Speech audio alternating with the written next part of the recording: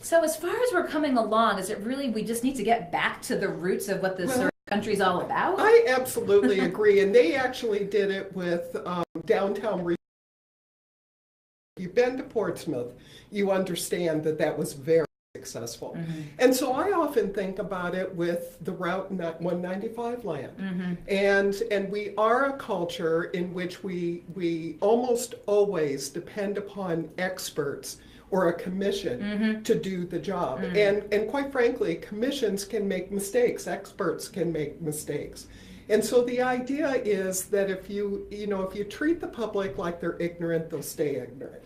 But if you bring them along, and in some of the models on the West Coast, in New Hampshire, for example, in New York State, they have experts come in to give them the baseline information. But the thought is that you bring a group of people together with diverse perspectives and ideologies, Mm-hmm. that they'll start listening to each other, and they will think of solutions in ways that you never thought of. So And what do your they've been students think of incredible. this? They love the idea. They love the idea. It is a place where they can get involved in politics without having to raise money. They're very aware of Yes. that issue being the butt of anger and everything else, and they can engage that way. And so it is a multi-generational thing, and I think it's a smart way to proceed. And I also think it brings office holders closer to the public, which is a huge problem. Do you see trying to implement something like this here in Rhode Island, here in Providence?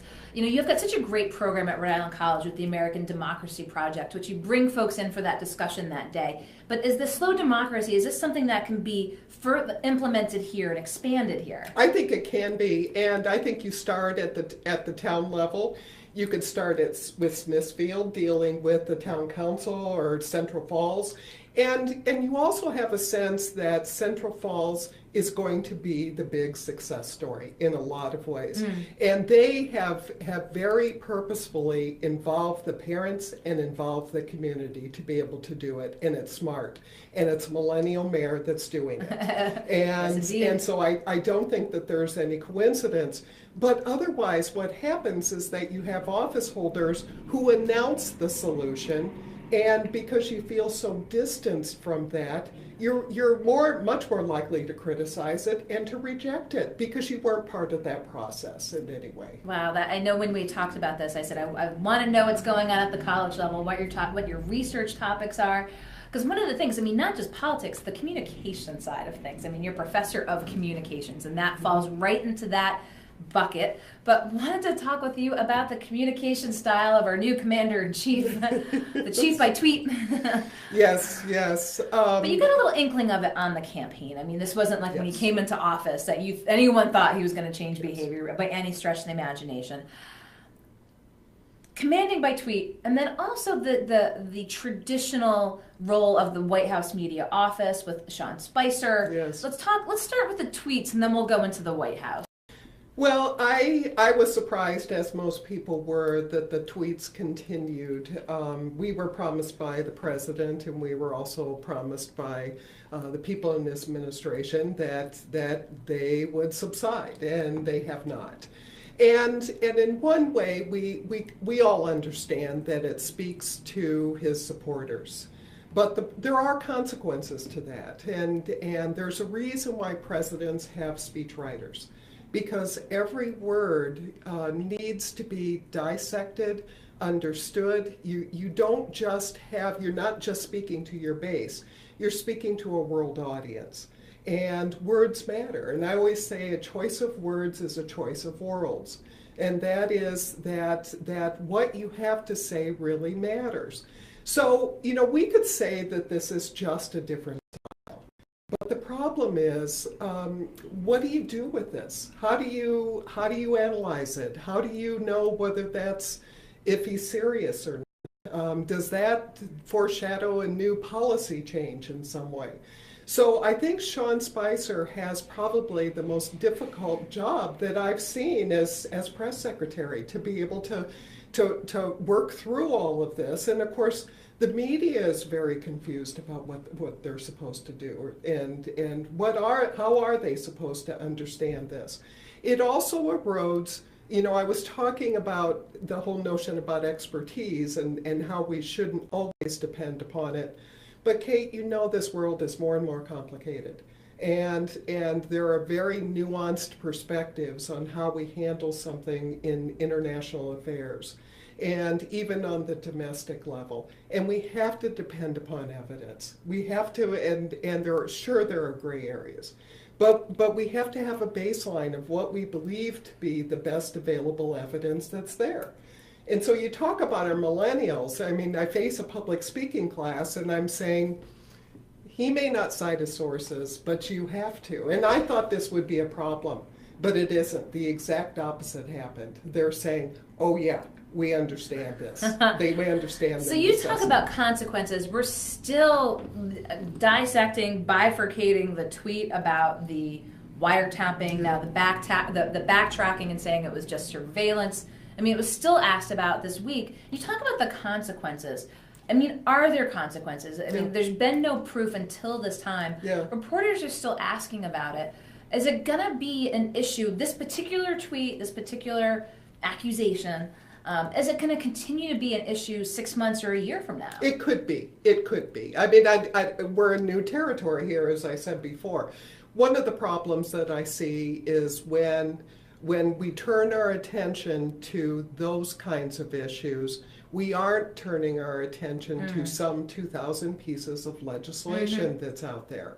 And so the press conference gets eaten up by why did he say it, why would he say something without proof?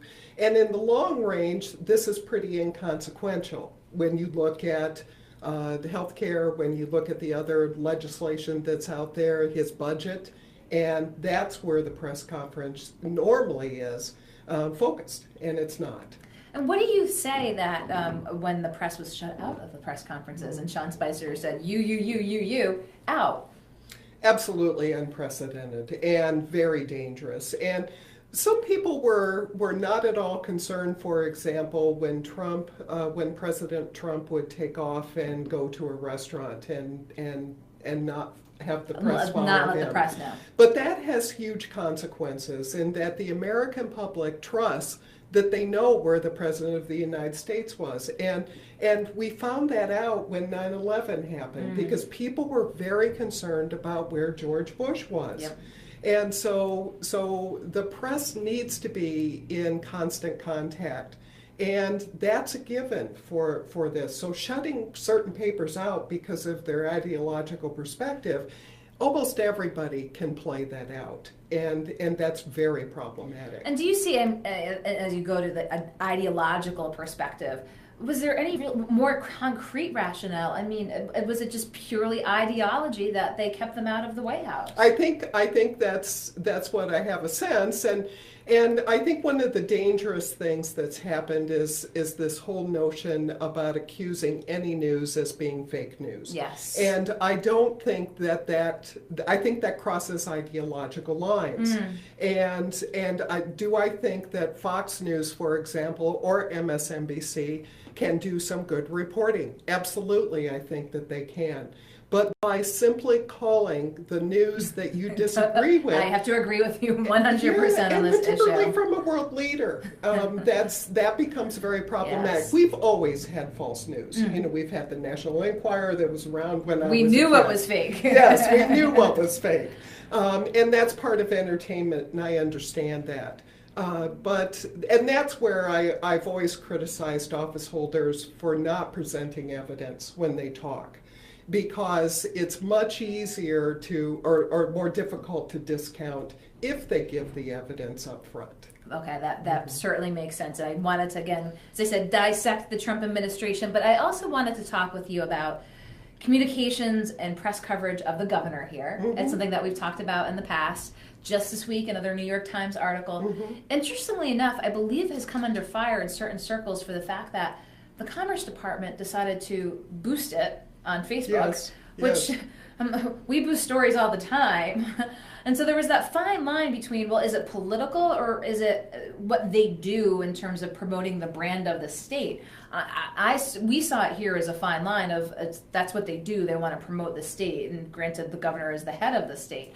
But what do you have to say to that great rosy national press that the governor continually gets and sort of the perhaps sometimes sharp critiques that she gets here? Yeah, I think there's probably an inverse relationship that's going on there, and I follow very carefully people's comments, whether it's on the Providence Journal or on Go or on PBS or whatever, the NPR station, and almost universally what you will see is there she goes again. On national, she doesn't really care about the state of Rhode Island. So I'm not necessarily sure, and of course we don't have polling data, and that's unfortunate that we don't, so we aren't able to track her popularity in ways that we have in the past. But one of the problems that I see is that, and of course, you can't control what the New York Times wants to do or their spin, and you know that as a journalist as well. Yes, indeed. But I think that there are also times when an office holder can throw it to other people and can throw to communities, or why don't you interview this person? And so it truly represents Rhode Island, and then they can offer commentary. Now that doesn't always work, as again, yes. Reporters like to do profiles, and she does have a national profile, and that's one of the issues. I think in some ways what it does is separate her more from the public, and I think one of the problems that Governor Raimondo has is that people aren't feeling that connection with her in a lot of ways. And so when she gets a big story nationally, that they wonder about her allegiance to the state of Rhode Island. And there's been speculation about whether she would have joined the Clinton administration. And she's been pretty firm about the fact that she wants to run for a second term. Yes. But she has to find a way to get closer to the public. One of the things I've talked about with political scientists who've been on is the endorsement already by Emily's List for the governor when it was 20 months out. Yes. Clear signal there that warning off a more progressive side or a progressive challenger saying we've already put our stake in the ground with the governor. Or warding off another woman. And that's the other issue as well, because Emily's List doesn't just endorse Democratic women. And so what does that mean? What does that say too? Because there are other good Democratic women, there are other good Republican women, there are a couple that they're speculating about, and so I think that was probably fairly quick. Well, it'll be interesting. We had Mayor Fung was going to, but it's clear that we are in cycle for 8 years.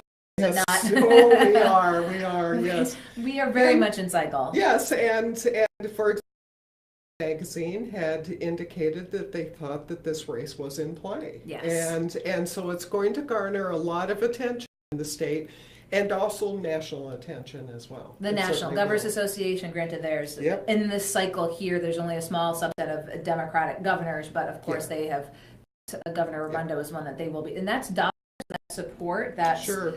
Putting that there. It'll be interesting to see here in Rhode Island, the last couple of years we had three-way races, That's right. we're used to that cross-cutting getting in by not a majority. So it'll be interesting to see how that field plays out and if there's an independent, moderate, third-party candidate that comes in, because it's not, again, we've been seeing these races where less than a majority wins. So it'll be very interesting to see moving forward. And of course, I'll be picking your brain about all things politics. So I appreciate your coming in today. And I know you don't want to be put on the spot with a trivia question because you're not. How long have you been at Rhode Island College for? I've been there for 15 years. 15 years? 12 years qualifies you as a Rhode Islander. You know that. That's the magic number. Pick a card, any card, and I'll try and go easy on you. How about that? We have a card, and I'm going to ask the question here. Okay. H.P. Lovecraft, the native Rhode Islander, wrote what genre of novels? Horror? Horror! Oh, She got it. that. There is an H.P. Lovecraft shop in the arcade. That's just all this H.P. Right across the street. You can leave here, pop in there, check Yes. all the stuff out. It's amazing. I walked by and I was like, who knew there was so much H.P. Lovecraft stuff? Yeah. It's unbelievable. And of course, the beers with Narragansett Beer are doing all the H.P. Lovecraft beers. But you got the question. You know Rhode Island. You know H.P. Lovecraft. Well, Val Endress, I appreciate your coming in today to talk to us here in much. studio. It was my pleasure. Wish you a great weekend, and I'm sure we'll be talking politics. And happy St. Patrick's Happy Day. St. Patty's. I made fun of myself for my not really green. Oh, you've kind of got the. Are you a little teal, a little gray? Yeah, you're not. Yeah, I thought I wasn't green. Yeah, and I happen to be Irish, so we're I don't both. know I what know. This is happened. as green as I could get here today. Well, thank you. Val Kate. Endress, Appreciate thank you it. very